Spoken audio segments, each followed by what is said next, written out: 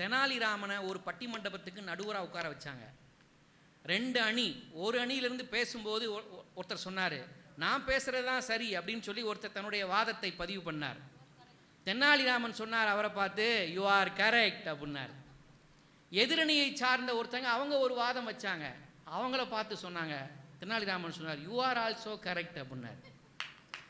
கீழே இருந்து பார்வையாளர் வாழ் வேகமாக எந்திரிச்சு, என்னையா அது, அந்த ஆள் பேசினாலும் கரெக்டுங்கிற, இந்த ஆள் பேசினாலும் கரெக்டுங்கிற, என்னையா நீ நடுவர் அப்படின்னாங்க.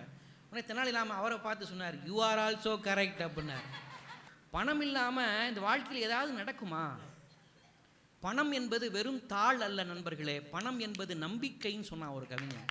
வெறும் தாள் இல்லை, இது வாழ்வதற்கான நம்பிக்கை. சட்டப்பையில் ஒரு 1000 ரூபாய் வச்சுக்கிட்டு நீங்கள் பயணம் போகும்போது இருக்கக்கூடிய நம்பிக்கை, சட்டப்பையில் ஒன்றுமே இல்லாமல் போகும்போது அந்த பயணம் நல்லாவா இருக்கும்னு நினைக்கிறீங்க? பணம் என்பது வாழ்வதற்கான நம்பிக்கையை கொடுக்கக்கூடியது. இப்படி சொன்னால் நீங்கள் கை தட்டுவீங்க. இந்த கூகுள் பே, ஃபோன்பே இதெல்லாம் இல்லைன்னா வாழ்க்கை பெப்பேன்னு ஆயிடும் சார். பணம் பணம் அவ்வளவு முக்கியம். அது பணம் அவ்வளவு முக்கியங்கிற விஷயத்தை கூட நிறைவா பேசினாங்க பாருங்க வாலிக்காக. பணம் எவ்வளவு முக்கியங்கிற விஷயத்தை எவ்வளோ அழகா ஒரு பாட்டில் சொன்னார் பாருங்க.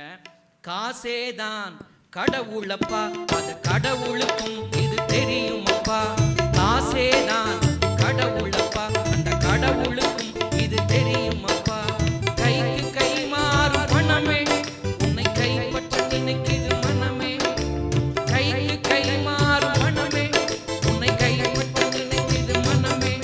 நீ தேடும் போது வருவதுண்டோ, விட்டு போகும் போது சொல்வதுண்டோ. நீ தேடும் போது வருவதுண்டோ, விட்டு போகும் போது சொல்வதுண்டோ. காசேதான் கடவுளப்பா, அந்த கடவுளுக்கும் இது தெரியுமப்பா. டப்பு தான் சார் கடவுள். வரி எழுதினார், அது அந்த கடவுளுக்கே தெரியும்னாரு பாருங்க. என்ன குசும்பு பாருங்க அந்த வாலிப கவிஞருக்கு. ஒரு பாட்டுக்குள்ள பணத்தினுடைய மதிப்பையும் சொன்னாரு. 3வது வரி கவனிச்சிங்களா? கைக்கு கை மாறும் பணமே, உன்னை கைப்பற்ற நினைக்குது மனமே. அடுத்த வரி கண்ணதாசனுக்கு நிகராக தத்துவம் சொன்னார். நீ தேடும்போது வருவதுண்டோ, விட்டு போகும்போது சொல்வதுண்டோ. காசு எப்போ வரும் எப்போ போகும் சொல்லவே முடியாது சார். அதை ஒரு திரைப்பட பாட்டுக்குள்ளே எவ்வளோ அழகான ஒரு தத்துவ பாட்டாக வச்சுக்கிறார் அப்படின்னா, வாலி என்ன சாதாரண கவிஞரா? பட்டுக்கோட்டையை விட கண்ணதாசனை விட பாமரனுக்கும் தன்னுடைய பாடலை கொண்டு சேர்த்த மிகப்பெரிய புலமை பெற்றவர் வாலிப கவிஞர் வாலி. சும்மா சொல்ல முடியாது. நான் இப்படி கூட சொல்லி நிறைவு செய்கிறேனே, ஒரு மேடையில் தமிழ்நாட்டினுடைய ஆகச்சிறந்த தமிழ் அறிஞராக இருந்த ஔவை நடராஜன் பேசினார். ஒரு பாட்டை பற்றி சொன்னார். என்ன பாட்டு தெரியுமா? காற்று வாங்க போனேன், ஒரு கவிதை வாங்கி வந்தேன், அதை கேட்டு வாங்கி போனாள், அந்த கன்னி என்னவானாள். அந்த பாட்டை பற்றி அவ்வளோ என்ன பாட்டியா அந்த பாட்டு. கண்ணதாசன் எப்படி எழுதுகிறாரியா? இப்படியெல்லாம் பாட்டு எழுதுறதுக்கு கண்ணதாசனை விட்டா ஆள் இல்லையா அப்படின்னு பேசிட்டு வந்து உட்கார்ந்துட்டாரு. பக்கத்தில் உள்ள ஒரு கூப்பிட்டு சொன்னார், அந்த பாட்டை எழுதுனது நான் தான்னாரு. யாரு? வாலி. தமிழ்நாட்டினுடைய ஆகச்சிறந்த தமிழ் அறிஞர் ஔவை நடராஜன் ஐயாவுக்கே பாருங்க, வாலியினுடைய பாட்டு கண்ணதாசன் பாட்டு மாதிரியே தெரிஞ்சிருக்கு சார். நான் இப்போ சொல்ல போகிற நுட்பத்தை நீங்கள் கவனிச்சிட்டே வந்தீங்கன்னா உங்களுக்கு புரியும். சரி, அவர் விடுங்க, அவர் கூட திரைத்துறையை சாராதவர். ஆச்சி மனோரமா எப்பேற்பட்ட திரைக்கலைஞர், எத்தனை படங்களில் நடிச்சுக்கிறாங்க. அவங்கள மாதிரி ஒரு நடிகை இனி இந்த தமிழ் உலகத்துக்கு கிடைக்குமா? எப்படி அவங்கள கூட மனோரமா மாதிரி அத்தனை அம்சங்களையும் நவரசங்களையும் தன்னுடைய நகைச்சுவை பேச்சில் கொண்டு வந்து வச்சாங்க பாருங்க. பட்டிமண்டப மனோரமான்னு இன்னிலிருந்து நாம் ஒரு பட்டம் கொடுக்கலாம் அவங்களுக்கு. ஏற்கனவே கொடுத்துட்டாங்களாம். நான் பாருங்க அப்படியே பேச்சுக்காக சொன்னேன், அது நடந்திருக்கு பாருங்க. அப்படி ஆச்சி மனோரமா அவங்க திரை உலகத்தில் எத்தனை பேரை பார்த்தவங்க. அவங்க ஒரு மேடையில் பேசினாங்க. என்ன தெரியுமா பேசினாங்க? என்ன சார் பாட்டு, இந்த காலத்தில் பாட்டு எழுதுறாங்க, அந்த காலத்தில் கண்ணதாசன் எழுதினார் பாருங்க. கண் போன போக்கிலே கால் போகலாமா, கால் போன போக்கிலே மனம் போகலாமா, மனம் போன போக்கிலே மனிதன் போகலாமா, மனிதன் போன பாதையை மறந்து போகலாமான்னு. இப்படிலாம் கண்ணதாசனை விட்டா எழுத ஆள் இல்லை சார் அப்படின்னு ஒரு மேடையில் பேசினாங்க. யாரு? ஆச்சி மனோரமா எத்தனை பழைய படங்கள்ல நடிச்சவங்க ஆச்சி மனோரமா பேசினாங்க. ஆச்சி மனோரமா பேசினதுக்கு அப்புறம் ஒரு நாள் ஃபோன் போட்டு ஒரு கவிஞர் சொன்னார், ஏமா அந்த பாட்டு யார் எழுதுனேன்னு சொன்னேன்? கண்ணதாசன் தானே. நான் தாம்மா எழுதுனேன்னாரு வாலி. சரி விடுங்க, அவங்க கூட ஒரு நகைச்சுவை நடிகர், இத்தனைக்கு நல்லா பாடுவாங்க, ஏதோ ஒரு கவனக்குறைவை சொல்லிட்டாங்கன்னு கூட வச்சுக்கோங்களேன். திரைப்படத்தினுடைய மிகச்சிறந்த ஒரு அதிபர், திரைப்பட தயாரிப்பாளர் ஜிவி, அவர் ஒரு முறை மேடையில் பேசும்போது சொன்னாங்க, சார் பாட்டுன்னா இப்படி எழுதணும் சார், நிலவு ஒரு பெண்ணாகி உலவுகின்ற அழகோ, நீரலைகள் இடம் மாறி நீந்துகின்ற குழலோன்னு எழுதினாருங்க. சார் இப்படி ஒரு கற்பனையை எழுதுறதுக்கு கண்ணதாசனை விட்டா அந்த உலகத்தில் யார் சார் இருக்கா? கண்ணதாசனை விட்டா இந்த உலகத்தில் யார் சார் இருக்கிறா அப்படின்னு ஜிவி சொன்னார். ஜிவிக்கும் ஃபோன் போட்டு நம்மாளு, ஏப்பா ஏய் அந்த பாட்டை எழுதுறது நான்ப்பா. யாரு? வாலி. மாப்பிள்ள அவர் தான் போட்டிருக்கிற சட்டை என்னதுன்னு சொன்ன மாதிரி அந்த பாட்டை எழுதுனதும் நான் தான் வாலி சொன்னதுக்கு அப்புறம் தான் தெரிஞ்சது. நண்பர்களே, பாட்டு ஒன்னொன்னு எப்படி கண்ணதாசன் பாட்டு மாதிரியே எழுதினார் சார் வாலி.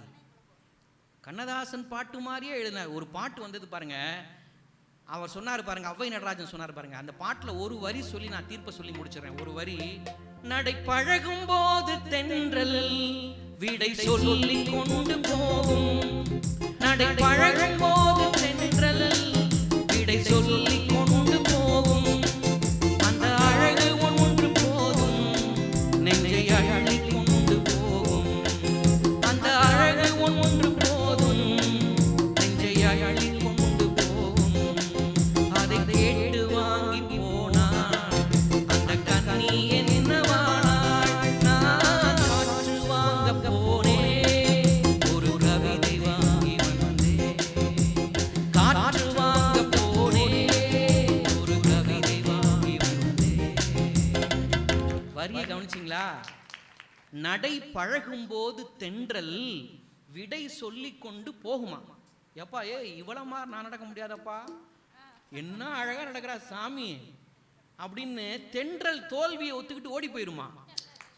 என்ன கற்பனை சார், எப்படி வாலி பாட்டுங்க.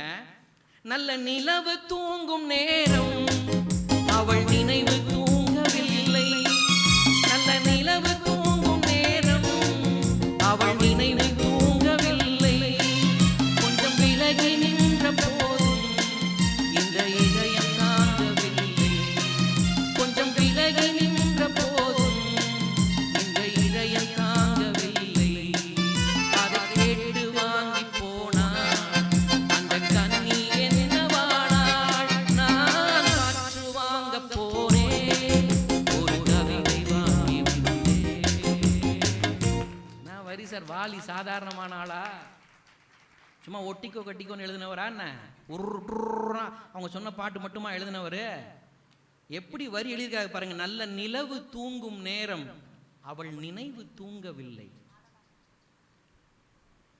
கொஞ்சம் விலகி நின்ற போதும் எந்த இதயம் தாங்கவில்லை. கொஞ்சம் விலகி நின்னாலும் எதையும் தாங்க. அடாடாடாடாடா, இப்படிலாம் எழுத முடியுமா சார்? பாருங்க, சொல்றது கேட்க நல்லா இருக்கு பாருங்க. சொல்லும் போதானே தெரியுது, இந்த வரிகளை எடுத்து சொல்லும் போதெல்லாம் கொஞ்சம் விலகி நின்ற போதும் இதயம். இதுதான் சார் இல்வாழ்க்கைன்னு அப்படி இருக்கணும். கொஞ்சம் விலகி நின்னால் அடடா பிரிஞ்சிருக்கிறமேன்னு வருத்தப்படுற ஒரு உறவு தான் மிகச்சிறந்த உறவு. அதை வாலி அவர்கள் கொண்டு வந்து கொடுத்துருக்கிறாரே சார். சரி, இப்படி சொல்லி முடிக்கிறேனே. சரி, அவ்வை நடராஜன் கூட தெரியாம சொல்லிட்டாருங்க. ஆச்சி மனோரமா கூட பேசும்போது ஏதோ கொஞ்சம் கவனக்குறைவில் சொல்லிட்டாங்க. திரையதிபர் ஜிவி கூட ஏதோ போகிற போக்கில் சரியா வாசிக்காம சொல்லிட்டாருன்னு வைங்களேன். கண்ணதாசன் சொன்னார் சார், நம்ம பாடும்போது எப்படி கை தட்டினீங்க, எப்படி ரசிச்சிங்க, தலையை ஆட்டி கூடையே பாடினீங்களே இல்லையா? இவங்க யாருக்காக வாதாடினாங்களோ அவரே சொன்னார் சார். கண்ணதாசன் சொன்னார், ஏப்பா ஏய் ஏன் பாட்டு எது வாலி பாட்டு எதுன்னு எனக்கு தெரியலப்பா, இப்படியே சொன்னார் சார். ஏன் பாட்டு எது வாலி பாட்டு எதுன்னு எனக்கே சில சமயங்களில் தெரியறது இல்லை அப்படின்னாரு. அப்படின்னா கண்ணதாசனுக்கு நிகராக இந்த உலகில், திரை உலகில் கொடிகட்டி பறந்த ஒரு கவிஞர் இருந்தார் என்றால் அது வாலிப கவிஞர் வாலி மட்டும்தான். வாலிப ஏன் பட்டுக்கோட்டையினுடைய பொது உடைமை சிந்தனையை கூட, பட்டுக்கோட்டையினுடைய பொது உடைமை சிந்தனையை கூட எவ்வளோ அழகா ஒரு பாட்டில் கொடுத்தாரு பாருங்க. ஏய் இங்க பாரு, தென்றல், தென்றல்கிட்ட பேசின, ஏய் தென்றல், நீ மண் குடிசன்னா வரமாட்டியோ? மண் குடிசை பக்கம் வரமாட்டியோ? இந்த பாரு, ஏய் நிலா, ஏய் மாலை நிலா, நீ ஏழை வீட்டுக்கு வரமாட்டியோ? பணக்கார வீட்டுக்கு போவியோ? என்ன கேள்வி பாருங்க, எப்படி பாட்டு பாருங்க, பாட்டு கொடுத்தாரு பாருங்க. மண் குடிசை வாசல் என்றால் தென்றல் வர வெறுத்திடுமா, மாலை நிலா ஏழை என்றால் வெளிச்சம் தர மறுத்திடுமா. மண் குடிசை வாசல் என்றால் தென்றல் வர வெறுத்திடுமா, மாலை நிலா ஏழை என்றால் வெளிச்சம் தர மறுத்திடுமா. உனக்காக ஒன்று, எனக்காக ஒன்று, ஒருபோதும் தெய்வம் கொடுத்ததில்லை, கொடுத்ததெல்லாம் கொடுத்தார், அவர் யாருக்காக கொடுத்தார், ஒருத்தருக்காக கொடுத்தார், இல்லை ஊருக்காக கொடுத்தார், ஒருத்தருக்காக கொடுத்தார், இல்லை ஊருக்காக கொடுத்தார்.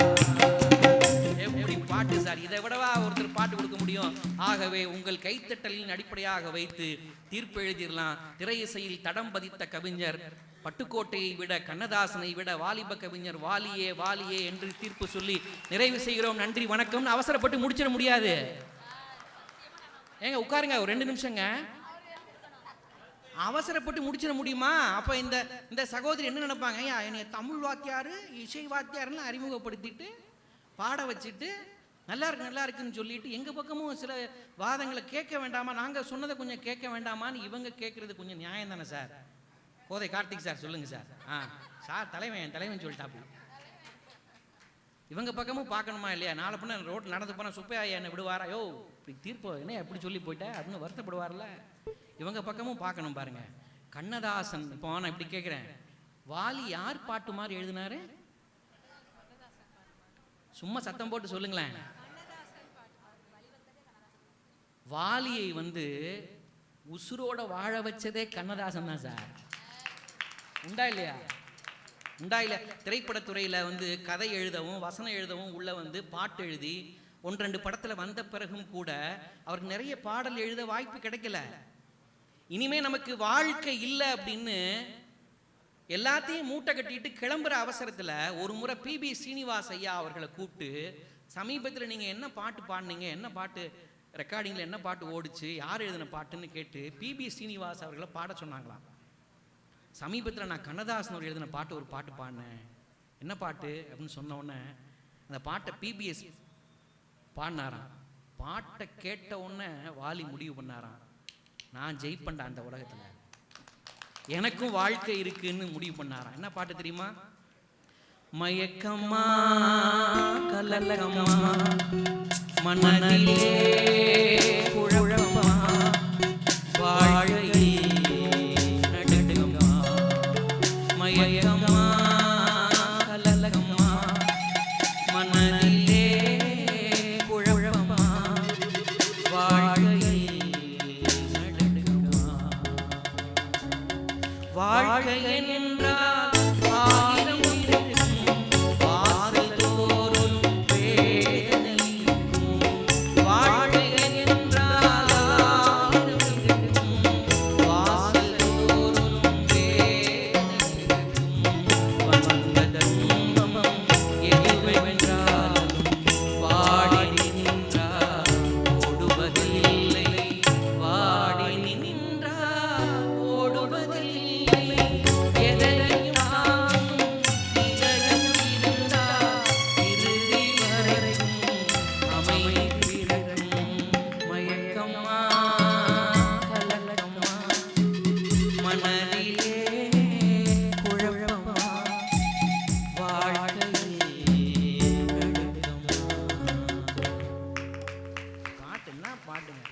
பாட்டு தானங்க உங்களுக்கு வாழ்க்கையே கொடுத்தது. சும்மா பேசுறீங்க. பாட்டு தானே வாழ்க்கையை கொடுத்தது வாலி அவர்களுக்கு. ஏங்க பிபிஎஸ் குரல்ல இந்த பாட்டு கேட்கணும். அந்த நடுக்கமாங்கிற அந்த வர்ற இடத்துல பிபிஎஸ் குரல்ல கேட்கணும். மயக்கம்மா கலக்கம்மா மனதிலே குழப்பமா வாழ்க்கையில் நடுக்கமா. குரல் அப்படியே நடுங்குங்க. அப்பா கோடி ரூபா கொடுக்கலாமே இந்த பாட்டுக்கு, ஒரு பாட்டு கொடுக்கலாமே. அப்புறம் எங்க வாலிக்கு சொல்றது அப்படின்னு நானா சொல்றேன், இந்த அம்மா சொல்லுதுங்க. அவங்க சொல்றாங்க கண்ணதாசன் எப்படி எல்லாம் பாட்டு கொடுத்துருக்கிறாரு, அதை விட்டுட்டு அவங்களுக்கு ஒரே வரியில இப்படி சொல்லி முடிச்சிடலாம். ஒரே வரியில இப்படி சொல்லி முடிச்சிடலாம். இந்த உலகம் எல்லோருக்குமானதுன்னு வாலி அவர்கள் பாட்டு கொடுத்தாங்கல்ல, அதற்கு அடி எடுத்து கொடுத்தவரே கண்ணதாசன் தான். கண்ணதாசனுடைய வழியை பின்பற்றி தான் எல்லா பாடல்களையுமே வாலி அவர்கள் எழுதினார். எல்லாரும் எல்லாம் பெற வேண்டும், இங்கு இல்லாமை இல்லாத நிலை வேண்டும். எல்லாரும் எல்லாம் பெற வேண்டும், இங்கு இல்லாமை இல்லாத நிலை வேண்டும். வல்லான் பொருள் குவிக்கும் தனி உடைமை நீங்கி வர வேண்டும் திருநாட்டில் பொது உடைமை. எல்லாரும் எல்லாம் பெற வேண்டும், இங்கு இல்லாமை இல்லாத நிலை வேண்டும். இதனுடைய இன்னொரு வேர்ஷன் தான் கொடுத்ததெல்லாம் கொடுத்தான். இதனுடைய இன்னொரு வேர்ஷன் தான் அவர் எழுதினார். வாலி பிரமாதமா எழுதினார், பாராட்டுக்குரியவர் தான். ஆனா அடி எடுத்து கொடுத்தவர் யாரு? வாழ்வை ரசிச்சு இந்த பாட்டுக்கு. இப்போ இந்த பாட்டு பாட நேரம் இல்லைங்க, ஒரு வரி சொல்லி முடிக்கலாம். கண்ணதாசன் இந்த பாட்டில் சரணத்தில் ஒன்று கொடுத்துட்டு பாருங்க. பாலென அழுவோருக்கு பால் தருவோம், பசும் கூழென துடிப்போருக்கு கூழ் தருவோம் தானே கொடுத்துருக்கணும், எழுதியிருக்கணும். மேல அடியை பார்த்து அப்படி தானே எழுதியிருக்கணும். ஆனால் கண்ணதாசன் எழுதினார் பாருங்க, பாலென அழுவோருக்கு பால் தருவோம், பசும் கூழென துடிப்போருக்கு சோறிடுவோம்னு எழுதினா சார். எனக்கு கூழ் கிடைச்சா போதும்னு அவனை கூப்பிட்டு சாப்பாடு போடுறான். அவனை கூப்பிட்டு எல்லாத்துக்கும் எல்லாம் கிடைக்கணும். யாரை சார் கைது பண்ணணும் இந்த உலகத்தில்? உங்கள் எல்லாரையும் பார்த்து கேட்குறேன், ராஜபாளையம் பெருமக்களை பார்த்து கேட்குறேன், யாரை கைது பண்ணணும் இந்த உலகத்தில்? கொலை செய்கிறவங்கள, குற்றம் செய்கிறவங்கள, மக்களுக்கு விரோதமான காரியங்கள் செய்கிறவங்கள தானே கைது பண்ணுவாங்க. அவங்கள தானே கைது பண்ணி உள்ள வைப்பாங்க. கண்ணதாசன் இந்த பாட்டு வரியில் யாரை கைது பண்ண சொல்கிறாரு தெரியுமா? பாலன அழுவோருக்கு பால் தருவோம், பசும் கூழன துடிப்போருக்கு சோறிடுவோம், தாயகம் காப்போரின் தாழ் பணிவோம், யாவும் தனக்கென நினைப்போரை சிறையிடுவோம்னா. சார் இதில் ஒவ்வொரு சொல்லையும் எடுத்து பேசினா வருஷம் பத்தாது சார். தாயகம் காப்போரின் தாழ் பணிவோம், யாவும் தனக்கென வாழ்வோரை சிறையிடுவோம் சொன்னால் கூட ஒரு நியாயம் இருக்கு. தனக்கென நினைப்போர், எவன் எல்லாம் எனக்குன்னு எவன் நினைச்சான் அவனுக்கு உள்ள விடா அப்படின்னா பாருங்க கண்ணதாசன். நான் வரி சார் இப்படியெல்லாம் வாழ்க்கையை பற்றி நீங்கள் எழுதுனீங்க ரைட்டு. இந்த கவிஞர்கள் 2 பேரும் எழுதினாங்க. வாழ்க்கையை பற்றி கண்ணதாசனும் விதமாக சொல்லாட்சியோட கொடுத்தார். வாழ்வை பற்றி மட்டுமா கொடுத்தார், மரணத்தை கூட கொண்டாட வைத்தவன் சார் கண்ணதாசன்.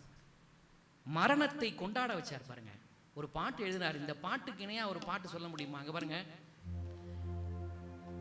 4 வரியில வாழ்க்கையை முடிச்சிட்டார். வீடு வரை உறவு, வீதி வரை மனைவி, காடு வரை பிள்ளை, கடைசி வரை யார முடிஞ்சியா வாழ்க்கை, போயிட்டு வாங்க, தட்ஸ் ஆல் யுவர் ஆனர்னு சொன்ன மாதிரி. சரி எதுக்கு 4 வரி? 8 சொற்கள்ல 6 சொற்கள்ல முடிச்சாரு பாருங்க.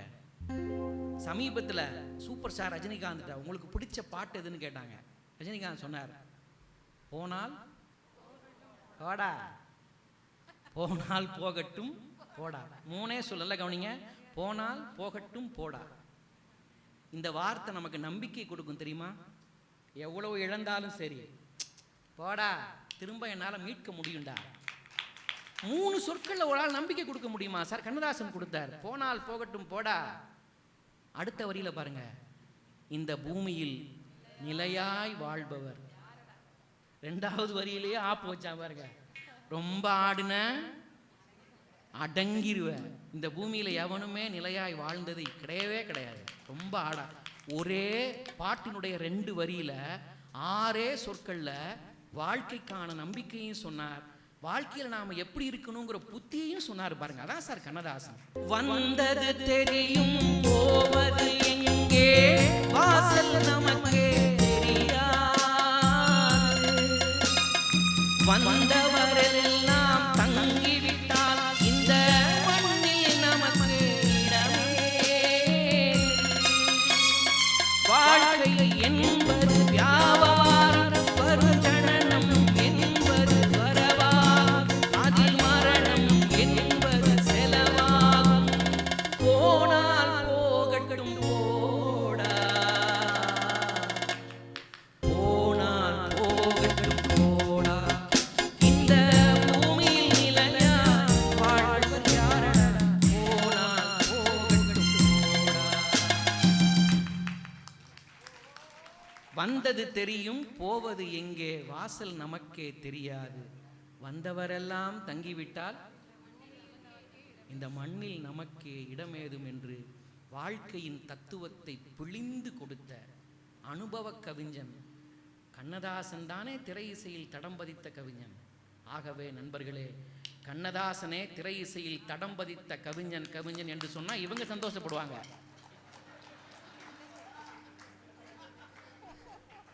ஏங்க இந்த அம்மா பாவங்க நாகர்கோவிலேருந்து வந்திருக்கா இல்லையா? நீங்கள் ஒரு 2 நிமிஷம் கொடுத்தீங்கன்னா இவங்க பக்கமும் ஒரு பார்வை. 2 நிமிஷம் எடுத்துக்கலாமா? கை தட்டினீங்கன்னா நான் எடுத்துக்கலாம்னு நினைக்கிறேன். சரிங்க சரிங்க, முடிச்சிடலாங்க, இப்படியே முடிச்சிடலாம். 2 நிமிஷம்தான். எல்லா கவிஞர்களும் பேனாவில் மை ஊற்றி எழுதுனாங்க, பட்டுக்கோட்டை மட்டும்தான் உண்மையை ஊற்றி எழுதுனாங்க சார். ஒரு தாயத்து விற்கிறவன் ஒரு படத்தில் பாடுற மாதிரி புரட்சி தலைவர் எம்ஜிஆர் அவர்களுக்கு ஒரு பாட்டு வச்சார். ஏங்க இப்படிலாம் ஒரு ஆள் பாட்டு எழுத முடியுமா சார்? தாயத்து விற்கிறவர் பாடுற மாதிரி அப்படி என்ன எழுத முடியும்னு நினைக்கிறீங்க? யோசிச்சு பாருங்க. கவிஞர்களாக இருக்கிறவங்க எத்தனையோ பேர் எத்தனையோ விதத்தில் யார் யாருக்கோ பாட்டு எழுதினாங்க. ஒரு தாயத்து விற்கிறவனை வச்சுக்கிட்டு இந்த சமூகத்தில் மாற்றம் ஏற்படுத்தணும்னு நினைச்சாரு பாருங்க பட்டுக்கோட்டை. அடடடடா, அவருக்கு ஈடு சொல்ல முடியுமா? பாட்டு கொடுத்தாரு பாருங்க. தாயத்து தாயத்து தாயத்து தாயத்து, பல சந்தேகம் தீர்ந்துவிட சந்தோஷமான ஒரு சங்கதியை சொல்ல வரும் தாயத்து. சிலர் சண்டாளர் வேலைகளை ஜனங்களின் மத்தியில் கட்டோரா போட வரும் தாயத்து. எம்மா தாயத்து தாயத்து, எம்மா தாயத்து தாயத்து. இதுல வசியம் பண்ற வேலை இருக்கா? மந்திர வசியம் இல்ல, மாயாஜால வேலை இல்ல, வாழ்க்கைக்கு ரொம்ப ரொம்ப அவசியம். இதுல மறைஞ்சிருக்கு அரிய பெரிய ரகசியம். எப்படி மந்திர வசியம் இல்ல, மாயாஜால வேலை இல்ல, வாழ்க்கைக்கு ரொம்ப ரொம்ப அவசியம். இதுல மறைஞ்சிருக்கு அரிய பெரிய ரகசியம். ஏப்பா இந்த பணம் வருமானத்துக்கு ஏதாவது வழி இருக்கா?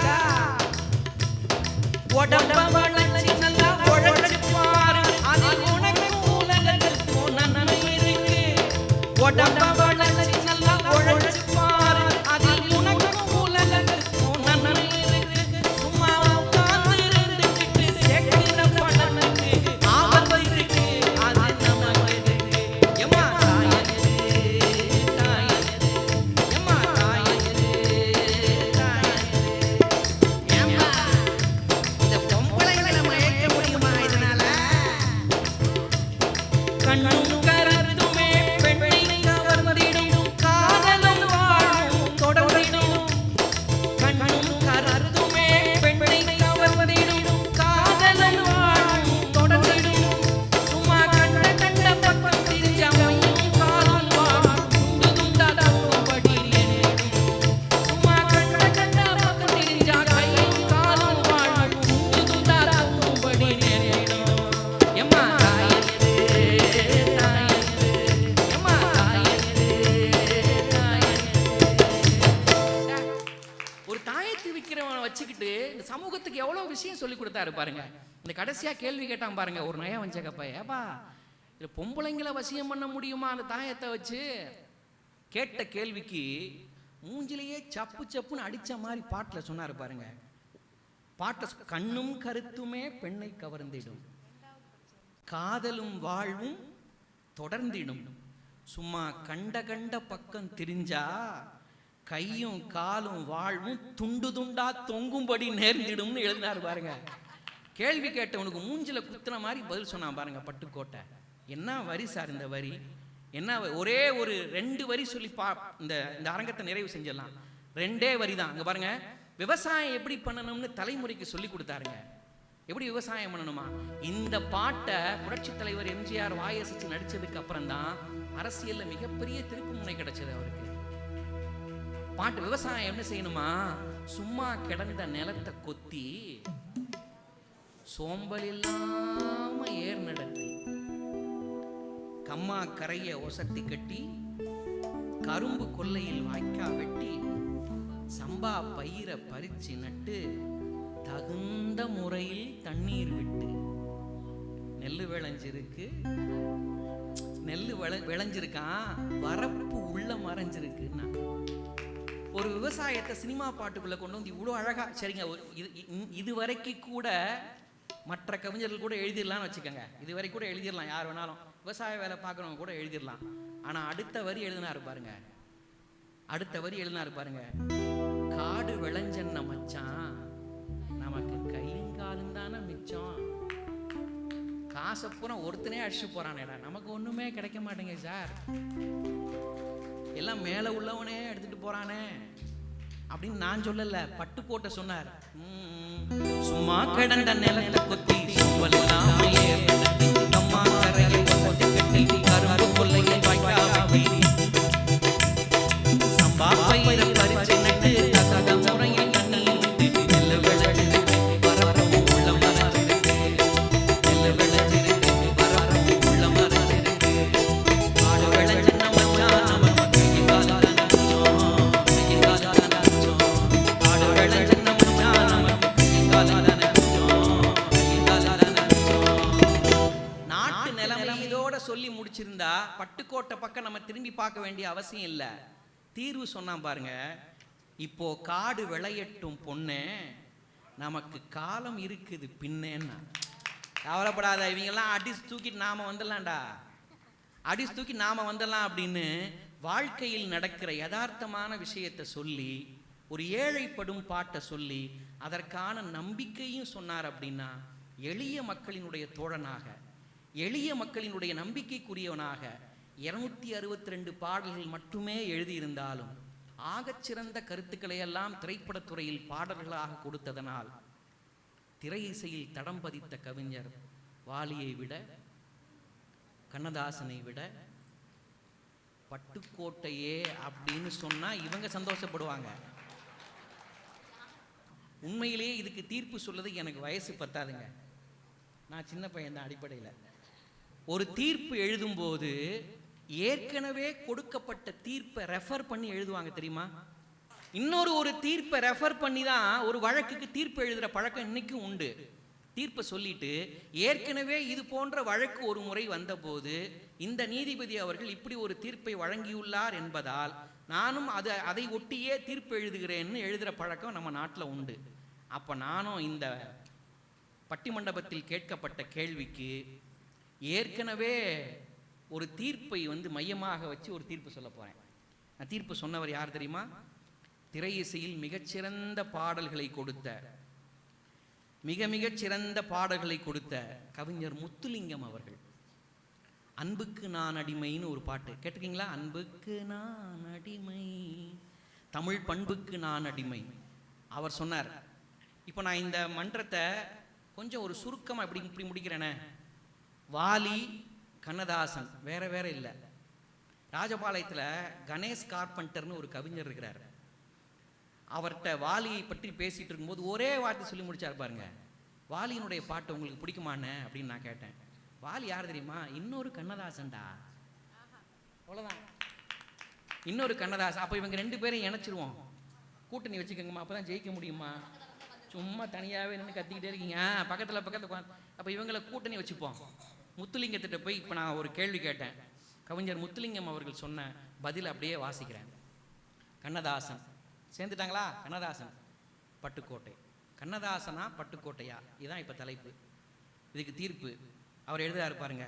அழகு தமிழை ஹார்மோனிய பெட்டிக்கு அறிமுகப்படுத்திய பெருமை கண்ணதாசனுக்கு மட்டுமே உண்டு. திரை இசையில் அழகு தமிழை ஹார்மோனிய பெட்டிக்கு அறிமுகப்படுத்திய பெருமை கண்ணதாசனுக்கு மட்டுமே உண்டு. ஆனால் திரை இசையில் அணுகுண்டு போன்ற கருத்துக்களை வீசிய பெருமை பட்டுக்கோட்டை கல்யாண சுந்தரத்திற்கு மட்டுமே உண்டு. நான் சொல்லல, கவிஞர் முத்துலிங்கம் சொல்லிக்கிட்டே வரார் பாருங்க. கண்ணதாசனுடைய தமிழ் கவிதை தமிழ், பட்டுக்கோட்டையினுடைய தமிழ் பாட்டாளி தமிழ். கண்ணதாசனுடைய பாடல்கள் கவிதை மனங்களுக்கு கற்கண்டு, பட்டுக்கோட்டையினுடைய பாடல்கள் ஆதிக்க சக்திகளுக்கு வெடிகுண்டு. கண்ணதாசனுடைய பாடல்கள் உவமைகளின் சித்தரிப்பு, பட்டுக்கோட்டையினுடைய பாடல்கள் உணர்ச்சிகளின் கொந்தளிப்பு. கண்ணதாசன் பாடல்களில் இருந்தது வனப்பு, பட்டுக்கோட்டையின் பாடல்களில் இருந்தது நெருப்பு. அப்படின்னு கவிஞர் முத்துலிங்கம் ஒரு தீர்ப்பு எழுதிட்டாரு. அப்புறம் எப்படி நான் இந்த பக்கம் பார்க்க முடியுங்கிறதுக்காக கவிஞர் முத்துலிங்கம் எழுதிய தீர்ப்பை மட்டுமே ரெஃபர் பண்ணி சொன்னா, ஏங்க அவர் ஒரு கவிஞர் தானே, அவர் கவிஞருக்கு தானே கொடுப்பாரு, அவருக்கு பிடிச்ச கவிஞராக கூட இருக்கலாம், அதை மட்டுமே ரெஃபர் பண்ணால் அது நியாயமா? இதை நம்பியா உங்கள் ராஜபாளைய நகைச்சுவை மன்றத்துக்கு நடுவராக கூப்பிட்டோம் அப்படின்னு ராமராஜ் சார் என்கிட்ட கேட்டாலும் கேட்பார். அப்போ இந்த தீர்ப்புக்கு வலு சேர்க்கணுமா இல்லையா? இந்த 3 கவிஞர்களோடு வாழ்ந்து திளைத்தவர் யாருன்னா பெரும் மதிப்பிற்குரிய MS விஸ்வநாதன் ஐயா அவர். உண்மையா? பட்டுக்கோட்டையினுடைய பாட்டுக்கு மெட்டு போட்டவர், கண்ணதாசன் பாட்டுக்கும் மெட்டு போட்டவர், வாலி அவருடைய பாட்டுக்கும் மெட்டு போட்டவர். அவர் சொன்னாருங்க, அதாங்க தீர்ப்பு. அவர்கிட்ட போய் கேட்டாங்க, வாலி, கண்ணதாசன், பட்டுக்கோட்டை, அவங்கள பற்றி ஒரு வார்த்தை சொல்லுங்கண்ணே. ஒரே வரியில் சொன்னார், கண்ணதாசனும் வாலியும் என் 2 கண்களை போன்றவர்கள், பட்டுக்கோட்டை என் நெற்றிக் கண் என்று சொன்னார். கண்ணதாசனும் வாலியும் என் 2 கண்களை போன்றவர்கள், பட்டுக்கோட்டை என் நெற்றிக்கண் என்று MS விஸ்வநாதனே சொன்ன பிறகு இவர்களுக்கு தீர்ப்பு இல்லை என்று சொல்லி திரை இசையில் தடம் பதித்தவர்கள் வாலியை விட, வாலிப கவிஞர் வாலியை விட, கவியரசர் கண்ணதாசனை விட தனக்கென தனி அடையாளத்தோடு, தடம் பதித்தல்னா தனக்கான தனி அடையாளத்தோடு, அதுக்கப்புறம் அவரை மாதிரி எழுதுறதுக்கு இன்னொரு ஆள் பிறக்கலன்னு இருக்கணும். கண்ணதாசனுக்கு அப்புறம் வாலி எழுதிட்டாரு அவரை மாதிரி, அப்புறம் எப்படி தடம் பதிச்சவங்களுக்குள்ள நம்ம கொண்டு வர முடியும்? போற்றுதலுக்குரியவர்கள் தான். ஆனால் தடம் பதித்த கவிஞர் உலகத்தில் இருக்கிறாருன்னா பட்டுக்கோட்டையை மாதிரி எழுத இன்னொருத்தன் பிறக்கணும் சார் அப்படின்னு சாதாரண எளிய மக்களும் சொன்னா அப்படின்னா, திரை இசையில் தடம் பதித்த கவிஞன் பட்டுக்கோட்டையே பட்டுக்கோட்டையே பட்டுக்கோட்டையே என்று சொல்லி கைதட்டி ரசித்தவங்க எல்லோருக்கும் தீபாவளி நல்வாழ்த்துக்களை சொல்லி நிறைவு செய்கிறோம். நன்றி, வணக்கம்.